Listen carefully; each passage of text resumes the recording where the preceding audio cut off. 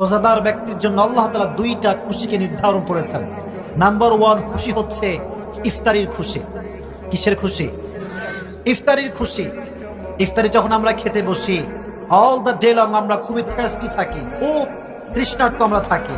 যখন আমরা মাগরিবের নামাজের আজান যখন হবে, প্লেটে আমরা আঙ্গুর, বেদেনা, জুস, ফল মূল, তারপরে আপনার পেঁয়াজি, বেগুনের চপ, কত প্রকারের আইটেম নিয়ে আমরা বসে থাকি।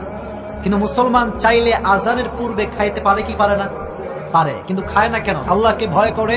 বিধায় আজান না হওয়া পর্যন্ত কোনো মুসলমান ঘরের সন্তান একটা খাদ্যেও হাত লাগায় না।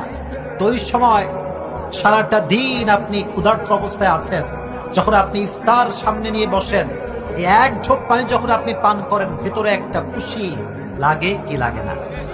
এটাই হচ্ছে প্রথম হ্যাপিনেস একজন রোজাদারের জন্য।